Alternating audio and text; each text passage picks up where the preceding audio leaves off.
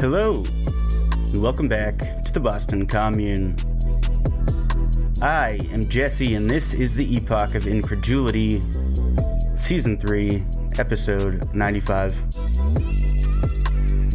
This week's Incredulous installment will feature commentary from Comrade Scott, Joe, Chris, and myself. We talk about yet another Prop 22 clone, this time on the federal level, the doubly misleading Inflation Reduction Act, its authors, and the interests served by it. The Pelosi power couple on an openly corrupt and existentially threatening quest for that sweet semiconductor bread. Why the Dems invest so heavily in neo-fascist political opponents. The CDC's unclear messaging, corporate-friendly discretionary spending, and absolutely abysmal infographics. The UPS drivers being forced to operate rolling ovens and, in at least one case, literally roasting to death. The current and future consequences of our rapidly intensifying climate catastrophe. And of course, we take a few minutes to shit on the Rhodesian diamond prodigy. And we cap it off with the sound of some Moscow brute force. If you want to support us, and you don't want to spend any money, share this episode with somebody that you know.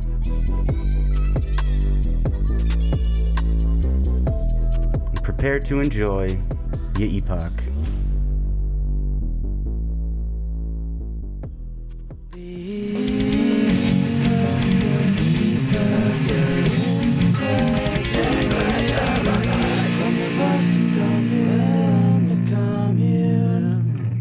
Ambient. All the way. Oh, it's brutal. Alright, and now it's back. Yeah, that's fine. Just leave it there. That was some behind-the-scenes technical fuckery, folks. Yeah, welcome to the Epoch. It's been 100 degrees consistently in the city of Boston. Joe, what the fuck are you doing? Are you, like, eating nuts? What just happened? What the fuck? Getting another cough drop so I can stop coughing. Okay. He always makes noise at the weirdest times, and I love it. Because it also gives me just fine. If you're going to make noise, then talk about the Prop 22 bill. Yeah. So, Henry Cuellar, last week, or was it the week before? Whatever the fuck. The right-wing Democrat that Nancy Pelosi and House leadership moved heaven and earth earlier this year to help fend off a left-wing primary challenge, has now introduced a Prop 22 bill in the U.S. House of Representatives. It is a 7-page long bill known as H.R. 8442, or also known as the Workplace Scheduling Flexibility Act, H.R. 8442, and it basically strips workers of their rights that are derived from the Fair Labor Standards Act of 1938. Under the Worker Flexibility and Choice Act of 2022, I'm quoting directly from the legislation here, quote, that may include other requirements if agreed to by the individual, that it is affirmed in writing that, and states that the entity is offered and the individual is chosen to enter into an arrangement whereby the individual is not subject to minimum wage and overtime protections of this act and is not treated as an employee under the Internal Revenue Code of 1986 and related state and local laws. So basically, it would have employers coerce workers into signing these flexibility agreements, which would then strip the workers of their rights as employees because they would not be recognized as employees for federal tax purposes.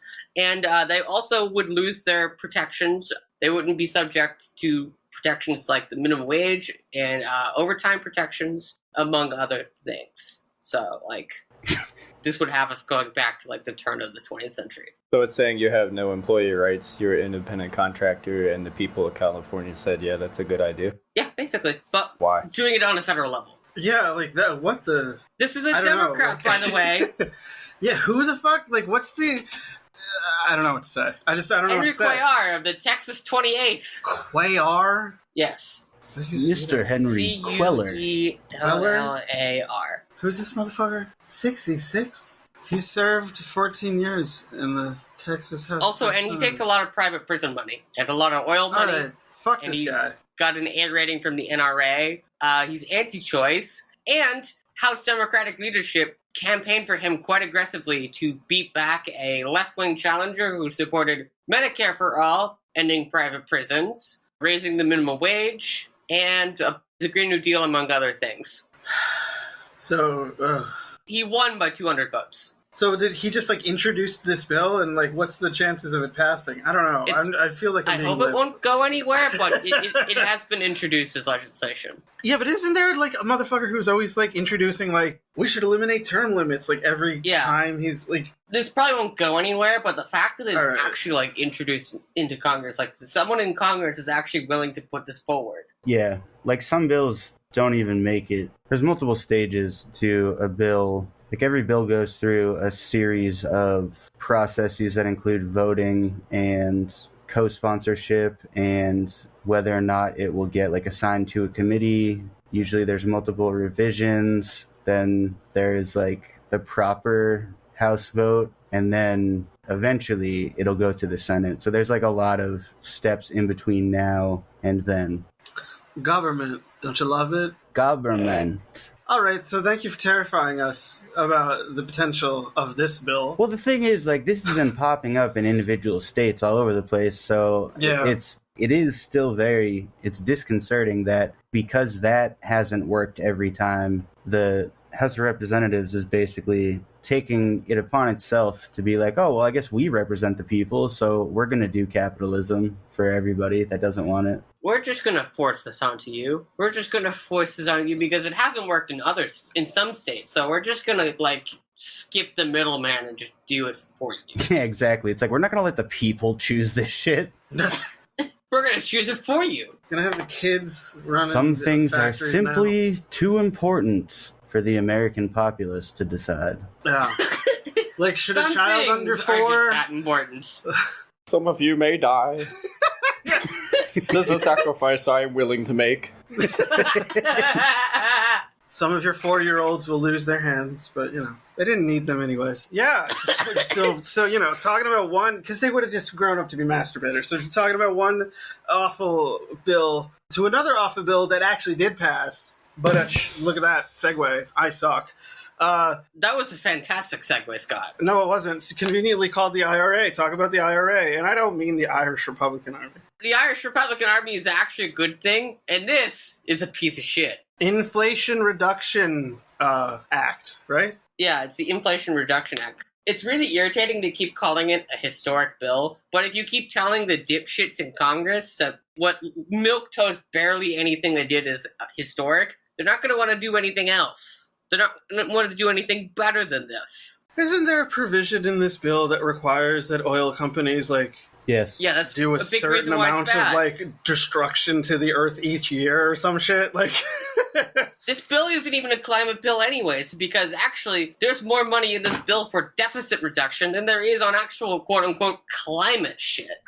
In fact, what climate shit there isn't that great, because there are mandates in here requiring the oil drilling and production on public lands that have to be prioritized over alternative sources of energy production. Yeah, when I read that, I was like, wait, why are they calling this, like, what the fuck? And what is this shit that... It's not... There are two misnomers involved. One is the name of the bill itself, because this isn't a bill about reducing inflation, number one. Two, this isn't really a climate bill. This is a bill that lays out the stipulations for ostensibly green energy alternatives, basically saying, unless these fossil fuel corporations can operate with impunity for some extended period of time, it will be illegal for the green energy economy to overtake the fossil fuel economy. Like, how according to this do you document. Make that illegal, though? What the fuck does that mean? Well, like, what are they gonna like make green jobs like illegal and shit? Like, make, no. Like, what's the bill number? I just want to read it. Let me find it. Yeah.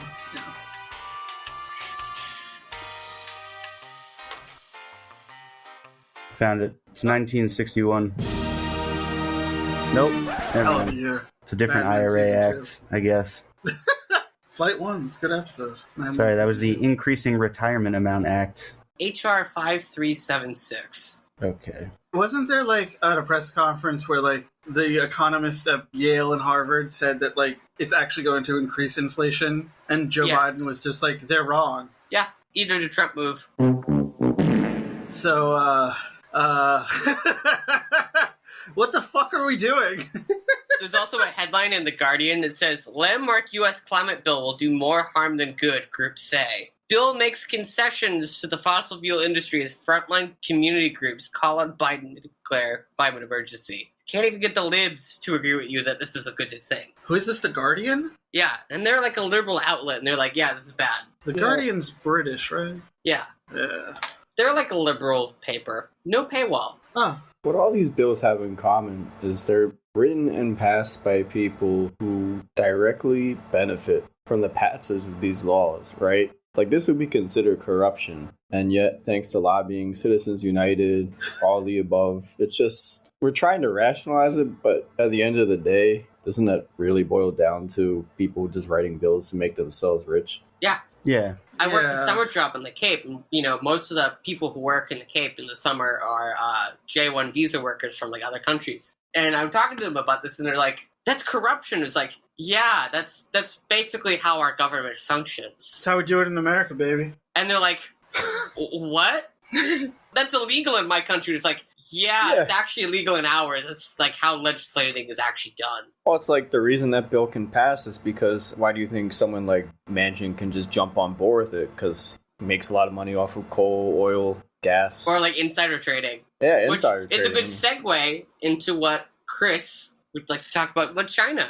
Oh, yeah. I mean, being dragged into World War III by a senile politician who got rich off of insider trading, and everyone says it's a bad idea. I'm sure you know what I'm talking about, and if you don't, it's... You know what's really funny is that Pelosi's office, when called out on the fact that her husband committed insider trading, one of her aides said that was misinformation, even though the financial disclosures are there for anybody to see. Yeah, they think we're stupid. I mean, that's all it boils down to. I mean, maybe they're right to a certain extent. Maybe we're stupid for collectively allowing this to go on for so long without realizing it. But I think that's more attributed to the people who built the system than people inheriting it. The people who have to bear it. Yeah, more or less. But yeah, so third highest ranking member of government who gets backing from the military, and both people above them says this is not a good idea. Military even says this is not a good idea. But it serves the geopolitical interest of the U.S. to obviously get someone to take the fall for it, because they've always been pushing for a confrontation. And Taiwan is a semiconductor hub of the world, and they recently passed a bill giving billions of dollars towards semiconductor. It was a bill passed today, and they had a press conference going on about all the merits. So they send this high-ranking member to Taiwan, which is part of China.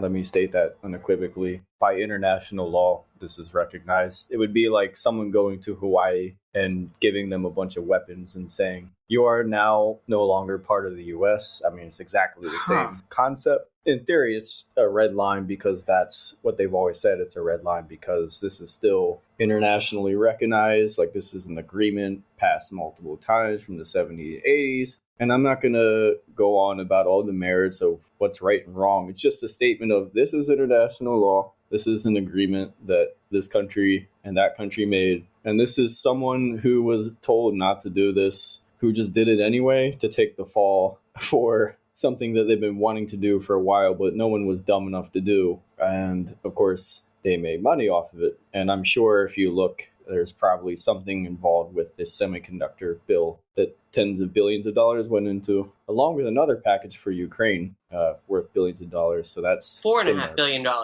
Yeah, and that was after 50-something billion.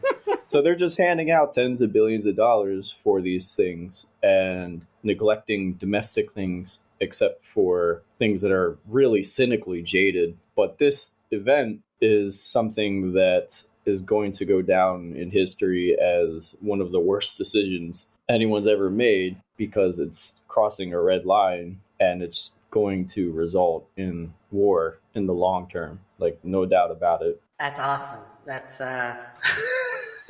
So Yeah. wait, so was it Nancy Pelosi or her husband who went there? What happened exactly? Oh yeah, Nancy she went there, but Paul committed the insider trading. Oh, great. So But you can see, hey, let's go. power. We know we're going to go give tens of billions of dollars to this place for semiconductors, and so let's go buy a bunch of semiconductor stocks, and then we'll go cause a political upheaval despite the request of our higher ups. Let's buy the Nvidia stock right before my wife has a floor Passes a vote bill about for giving Nvidia. the semiconductor industry all This of is this like- money. Yeah, so it's like that's directly it's like literally someone so greedy that they are deliberately dragging their country into World War III for their own financial benefit. This is like the plot to Michael Mann's Black Hat. This is crazy. Yeah. The Democratic Fuck. Party, everybody. Nancy Pelosi, a progressive we can believe in. Anyways, Jesus. Wow. Well, that's a nightmare. God damn it. So, let's talk about a further nightmare of the CDC, Joe. I guess. Well, hold on. I was just going to say, Sorry. so I had become totally detached from the conversation for about 10 minutes because I was reading the IRA bill and trying to parse out what the fuck it meant. Didn't really succeed. But my intention was to finally answer Scott's question about how a bill can legally restrict renewable energy from overtaking the fossil fuel industry.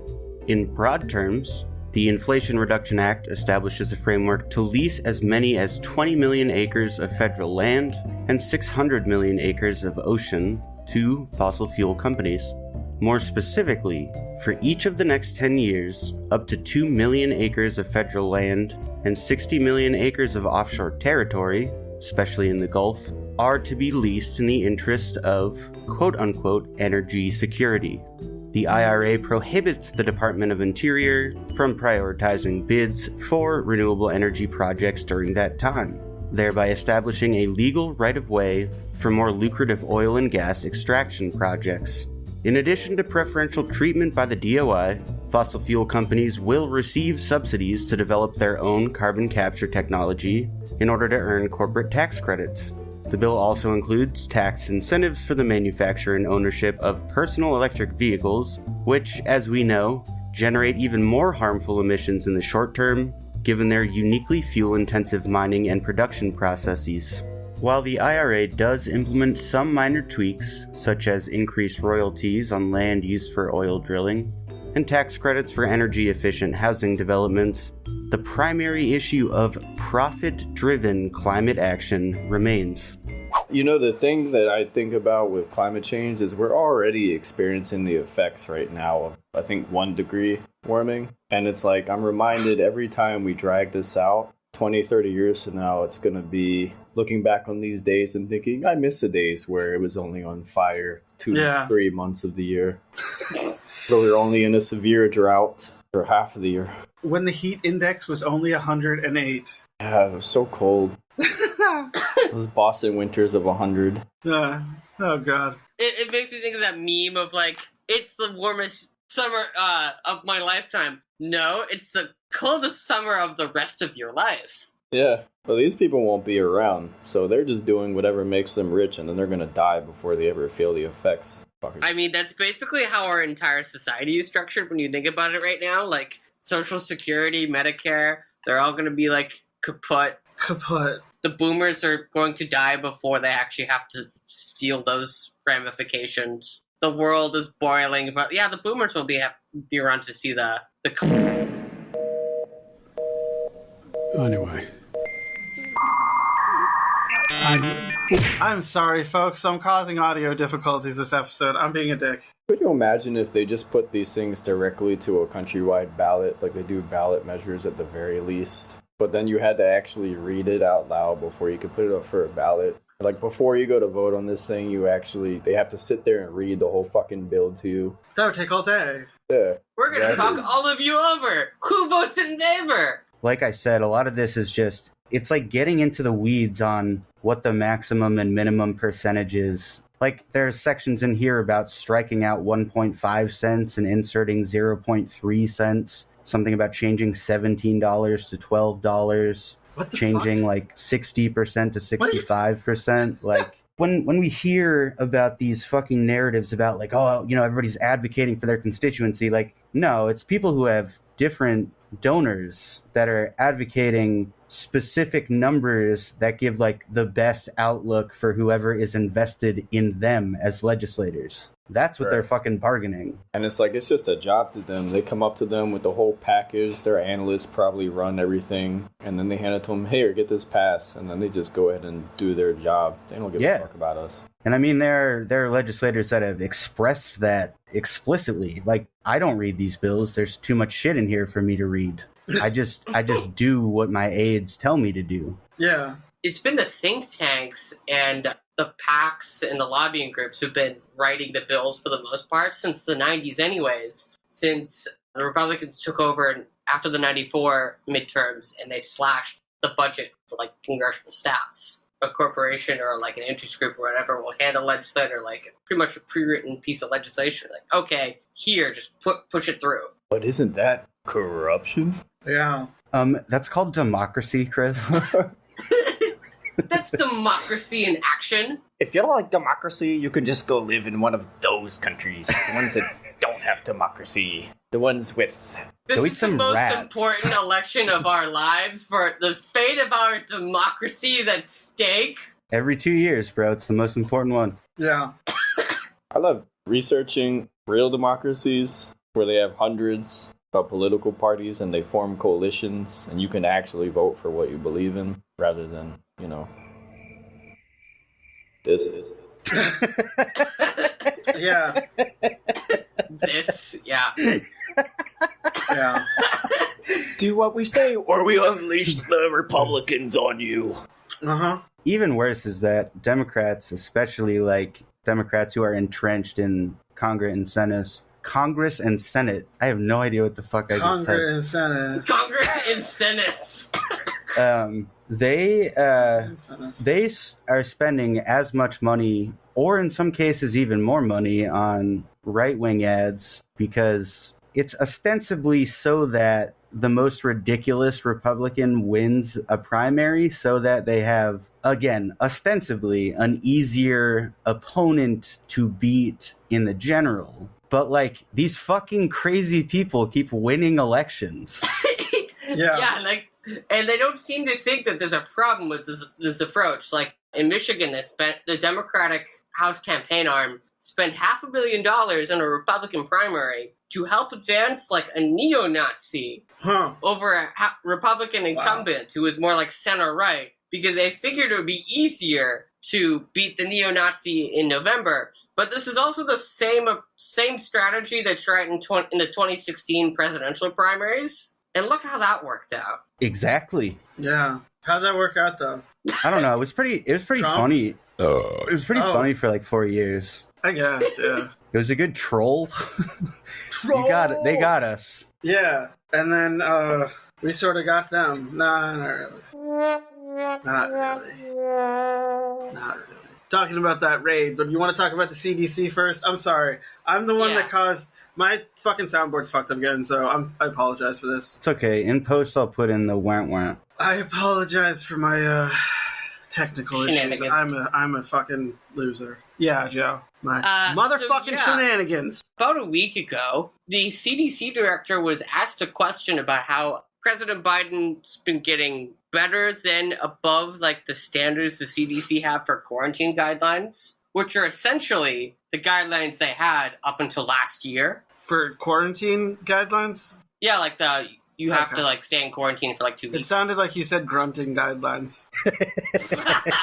Well, I mean, the 2 weeks was what used to be before business groups lobbied to have the CDC change it to only 5 days. There was actually literally an article from Reuters that I dug up from last December about how Delta CEO literally asked for exactly what we have now as far as like the quarantine guidelines and rules. And so she was asked point blank, like, if this is good enough for the president, why isn't this good? Shouldn't this be good enough for everyone else? And she just started answering in like a series of like circular answers about like, couldn't answer the question. Well, she could. Like, I think the kind of sad part about this is that she did basically say, like, well, not everybody can afford to do what the president did. And, like, it's true, and I understand that the CDC can't necessarily do anything about that, but there is somebody at the CDC who could appropriate funds to ensure that even poor people can test themselves. You see what I'm saying?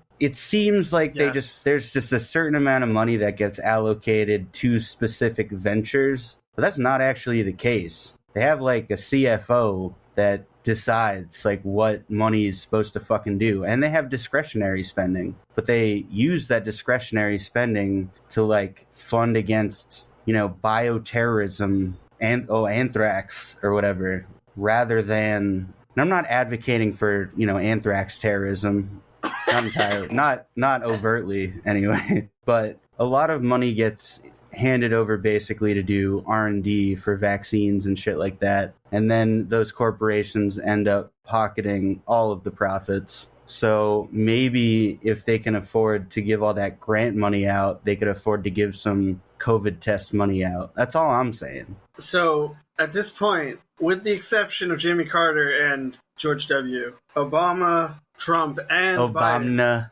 Obama, Trump, and Joe Brandon have all gotten COVID so far. So I'm still amazed that Jimmy Carter is still alive at this point. He's like 4,000 years old.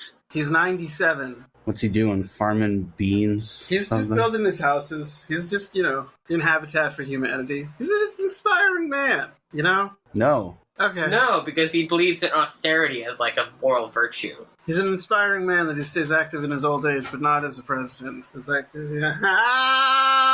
were we going to talk about next? Seriously. I just have to share with the listeners how fucked up fucked up the graph was in that CDC report. So I don't know if I can adequately explain this, but there's a graph that uses the same axis and the same scale to have number of audits, average turnaround in months, and completion rate as a percentage. Just completely arbitrary numbers. And to give an idea of how out of whack, the numbers range from 2 to over 300. Yeah, what the fuck? I don't get it. Is this code? What is this? These are fiscal years that they're demonstrating here. So the maximum possible value for months would be 12. And yet, fiscal year 2020, 340, and the next number is 2. What the fuck? So... And the maximum possible completion rate would be 100%. Like, this would be the most unbalanced graph if everything was its maximum value. It would still look like this. In the fiscal year 2021, 265 and then 2.8. It's the worst infographic I've ever fucking seen. I just wanted to share that. It's like, what the fuck does any of this mean? Yeah, it's so you learn confused. nothing from looking at it. It's terrible. I have learned nothing. Mm-hmm. They could have done days for turnaround, and it would still be like off balance, but it'd be less off balance, Like they could have gone with 60 days instead of 2 months. What the fuck? I'm sorry. Okay. That was it. Talk about the United Parcel Service. They got them trucks. They're too hot. Yeah, the trucks are way too hot. So the UPS drivers are having to drive around in trucks that have no fans, no air conditioning, and these unprecedented heat waves. One of them actually died in, I think, California. He was 24 years old. Last month, footage caught on a Ring video camera showing a UPS driver in Phoenix collapsing on a doorstep from heat exhaustion. I saw that. And they aren't doing anything about it. They're just forcing drivers to work 14-hour days in trucks with no fans, no air conditioning. It's 100 degrees outside. They're making 300 to 500 stops a day. And like UPS unionization is very It's like very localized for a national corporation. And on that note, It's a very local thing. just saying Phoenix is basically a city in a desert. Oh, I yeah. think even without the heat wave, air conditioning would be a default. Yeah. You would think that. Yeah, logically, Logically. But corporations never do the logical thing. No, Joe, because they do the democracy thing. I forgot. Democracy. Well, according to the Supreme Court, money is speech. Mm-hmm. Money is democracy. I mean, yeah, in America. You nailed it, Joe. You got According to our completely non-ideological Supreme It's Court. democracy. Like, and I'm not, like, that's a quality statement, but that's like some shit that, like, they project on big screen at, like, a Roger Waters concert or whatever. Yeah. Give those boys in brown their cool down vans. Give them. Like, what the fuck? Like, how much money does Give those UPS boys make? in brown. Like, Also, okay. Little in the cool context down. of this, last Give those year, boys in brown a little cool down. Yes. UPS made nearly $13 billion in profit last year. And in the first 2 fiscal quarters of this year, they've made about $7. So what the fuck? They have a total equity of $14.25 billion. You can fucking put some air conditioning in trucks or get new trucks, you assholes. Yeah, exactly. That's my point. Yeah. Heat stroke is the price of democracy. Child Yeah. labor is also the price of democracy. Runaway, climate change, these are all things you should get used to if you want to live in democracy. Democracy. I love democracy. Yeah, I love where democracy. is Oh, that from? fuck. My shit's not working, Joe, and I'm not going to fuck up the show again. I just did it for Oh. you, bro. I'm your soundboard today. Thank you, Chancellor Palpatine. Yeah. And then, So, last night, Twitter erupted in a storm of fury of angry conservatives saying we should defund the FBI. And why was that? Because there was a raid on Mar-a-Lago, where President Trump apparently lives now. I didn't know that, but he does. It was funny. It was a fun event to see. I agree with these defund the FBI tweets, but from a completely different angle. But like, it speaks to the reaction because like, fuck off with your Democrat and Republican term. Like, conservatism is a real thing. Reactionary outlooks are a real thing, and liberalism is a real thing. So use those terms at least. But like, this is a reactionary response of like believing that crime is not an instance of like a lapse in something, like either like your life is shit and it's an act of desperation birthed by misfortune and poor material conditions, or it's just a fucking mistake that someone makes. Like, that's really what crime is, if you want to get down to like what the fucking heart of what crime really is. Whereas the reactionary mindset sees crime as like a lifestyle of thrill seeking and not something that you do, but something that you are. And that's why they all freaked out about this fucking raid. I just thought it was funny. And if you want to roast Marjorie Taylor Greene, she was going off last night about it, at least. Those tweets were great. Oh, I just find it funny that that's who they sympathize with. It's like all the times that these things happen to normal people, the second it happens to someone in Mar-a-Lago, I mean, that's who's really oppressed. It's their worldview Who will that think of those the are the billionaire oppressed former people. president who's on like trial? Yeah, that's who they identify with, is spoiled, rotten, rich, silver spoon in mouth, everything handed to me, I don't deserve this. This happens to those people. That's like the core philosophy of their entire worldview. Exactly. That people are different in terms of their worth. It's because until this kind of thing happens, the assumption is that the FBI goes after... They only go after the bad guys. They go after the communists and the people that are degenerates. But if they go after rich people, then they're... Degeneracy. Clearly, they have been corrupted. There is some influence on the FBI that has caused them to do some anti-American thing. That's the word. That's the word. Degeneracy. Is they see it as a product of degeneracy, as like, something like you're willingly being a degenerate. You're willingly like doing those things. And by the way, like the head of the FBI who approved this raid was appointed by Trump. So like, it's nothing personal. So, mainstream politics. Don't we love it? I love a drug. It's like a really shitty... I mean, everything still sucks. So. Real life is just a shitty TV show now. You know what I mean? Like, there's no There's no, like, non-fiction that fucking touches the absurdity that is real life. Yeah. Did I say non-fiction? There is no fiction. There is no fiction that can touch the absurdity of real life. No, speaking of there is no nonfiction that touches real life, I watched the fucking 13 Lives movie yesterday, which is based on the cave rescue. And there was no mention of Elon in his dumb fucking submarine, and I was like so pissed off. Like, come on. I don't know, dude. Does he really deserve to be in that? Yes! Yes! He called, like, the head guy of the team a pedophile. Like, come on. I guess Elon Musk has lost like $80 billion this year. That's great. I think it's, like, you know, noting that the richest man in the world called a genuine hero a creep because he thought his submarine was fucking stupid. This is a guy that we want to give over, like, the right, like shepherd us to Mars? Like, what the fuck is going on, man?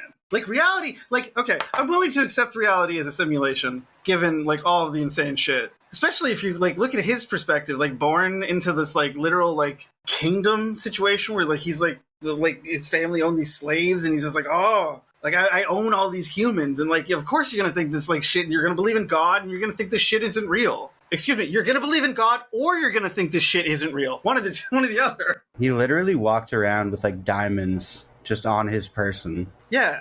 Like, what a fucking asshole. He lived.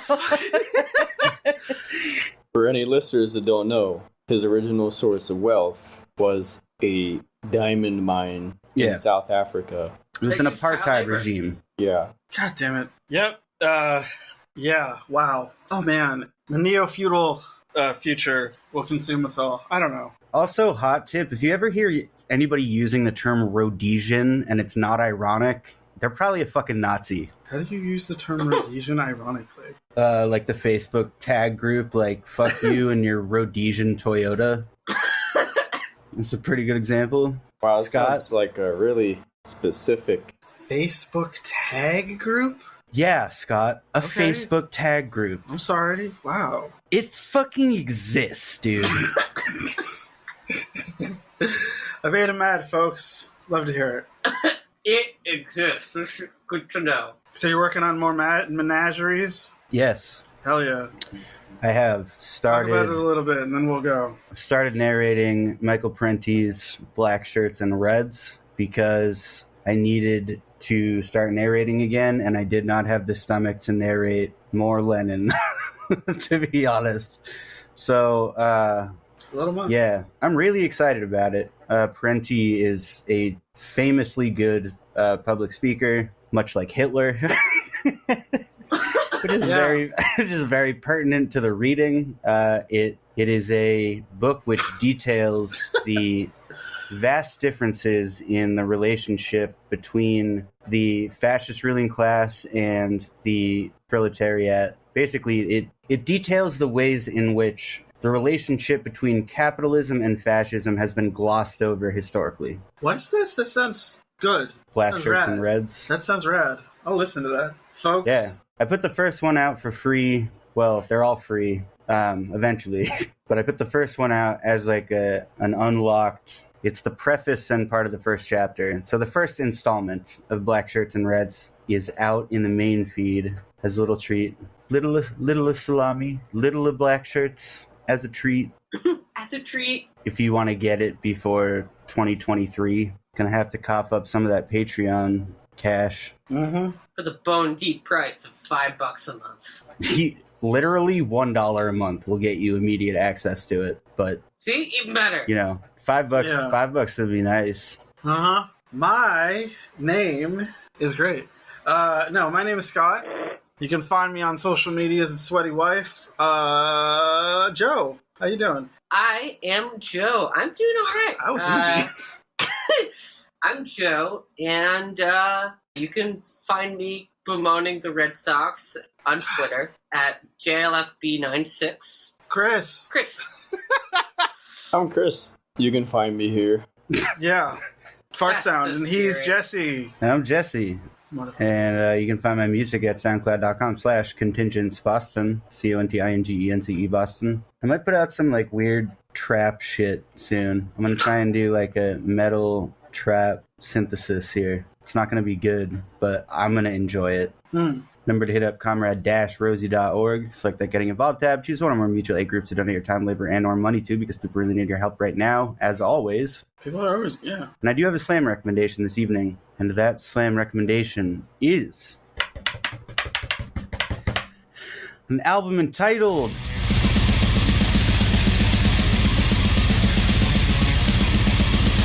Slaughter on the Earth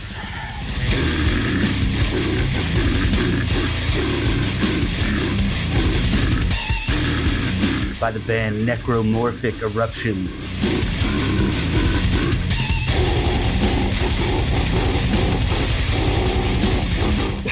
Where else?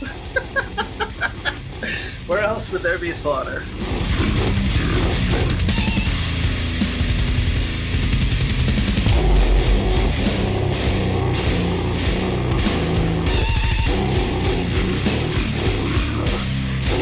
I don't know. That's where I want my slaughter. In the cosmos? Dude, there's a lot of like alien slam out there. Legit, dude. When my gateway slam band, Abominable Putridity, like their entire spiel is like extraterrestrial slam. All right, that's pretty. I put that. Interesting. Like, you know what? With that said, I was thinking about it anyways. I'll throw a movie recommendation. Watch the new Predator. Watch Prey. It's very good. It's some woke bullshit, kids. It's actually very good. Best Predator since the first one. I didn't say that. And don't forget to go to patreon.com/Epic Incredulity. You can find us we are on Facebook, Twitter, YouTube, Instagram at Epic Incredulity. Like Jesse said, get hooked up with some mutual aid, some working group action, something. Do something. Start a union. Do some action in your life to make it better. Do some praxis. I might as well add, Necromorphic Eruption is from Moscow, Russia. It's pretty much a guarantee that any Russian slam is going to be heavier than the next guy. What is their political? Is slam a political genre or? No. Okay. Sometimes, but usually not. It's mostly just It's usually like very self-satirical, as I've said before. It's like very consciously just ridiculous, over-the-top brutality. But some of it is rooted in like real conflict. Like Corpse talks a lot about war, so. Interesting. Yeah, go listen to some political slam metal, slam death metal. I don't know. What the fuck is it called? Go listen to some political slamming, brutal death metals. Yeah. Wow. That Jesus. hardcore music. Sounded like a fucking youth group, like youth pastor over here. Remember, kids. I don't know. Maybe that would make them cool. An apple a day keeps the doctor away, and so does some slamming brutal death metal. Yes. Oh my god, yeah. But Joe's just laughing. Who knows at what? But Tank Doe is what we say. But Tank Doe. You guys gave me you guys picked up my spirit tonight. Thank you.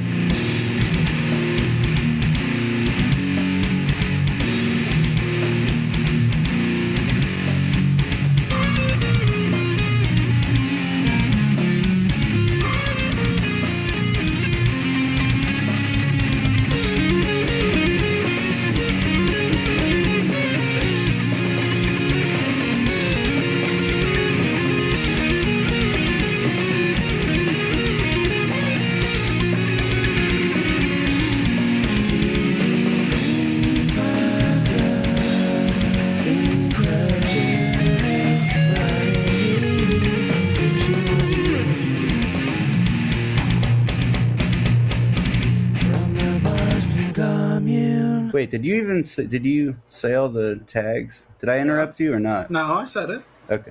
I got it. Don't worry. Because that's your epoch. You don't have the soundboard, damn it. I don't. I'm sorry. There. I don't know what the fuck. I don't know what the fuck. We did a manual burp. Carlene farted like right after I burped. I don't know if the mic picked it up. Probably not.